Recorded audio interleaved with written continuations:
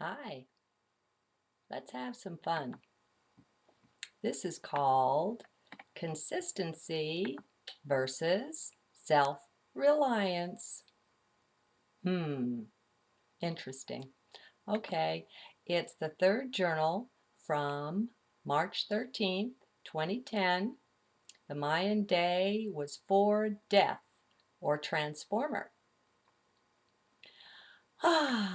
Inspiration flows so strongly that I hardly know what to do. It appears, though, that I am to journal this before doing it. So here I am. Now, remember, it's not the path, it's not the destination, it's the journey.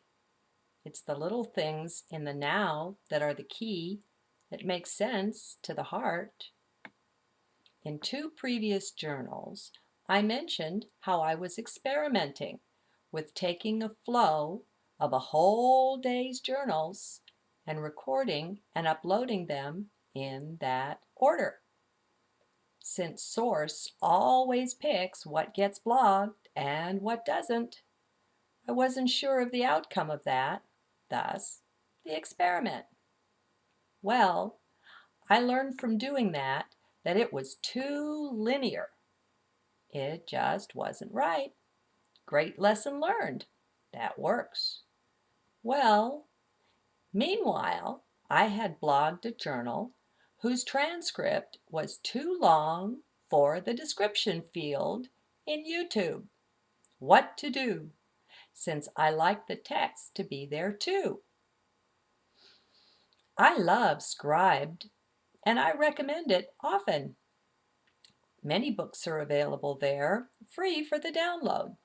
Anyway, I found myself uploading the journal text to my Scribed account, my first upload there. It felt cool to just be able to put the link to that in the description field in the blog. Well, I had a program failure with my word processor recently, and it actually gobbled up a number of my journals. With the paper ones, this was never an issue. Well, short of a house fire.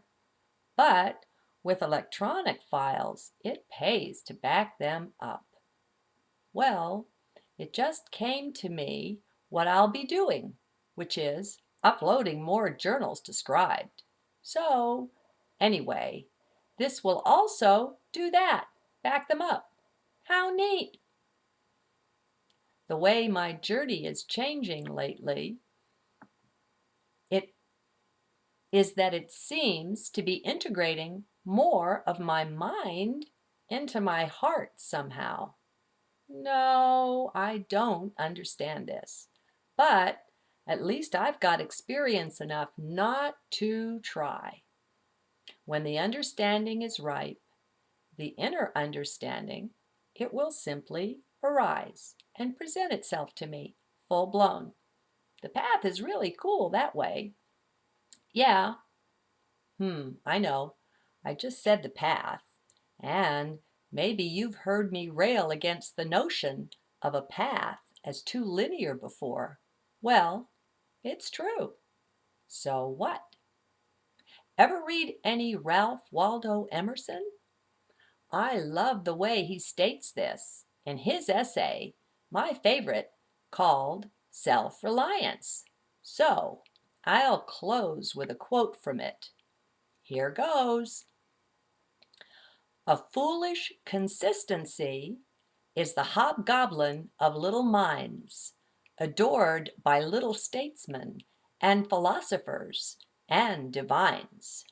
With consistency, a great soul has simply nothing to do.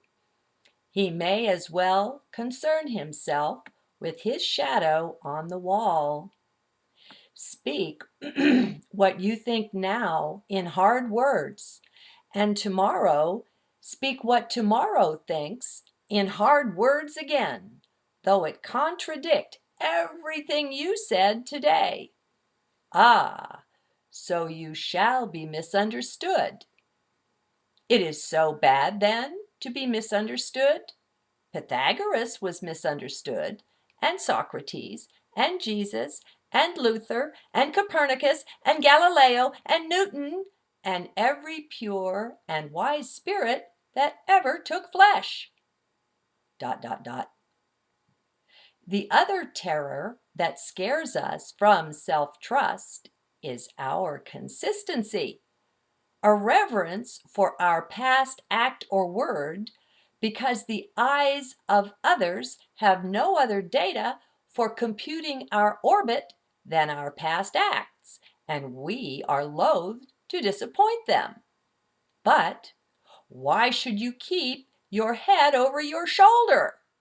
Why drag about this corpse of your memory, lest you contradict somewhat you have stated in this or that public place? Suppose you should contradict yourself. What then? It seems to be the rule of wisdom never to rely on your memory alone, but to bring the past for judgment into the thousand-eyed present and live ever in a new day. Wow! A true genius of the practice of the power of now, of being present.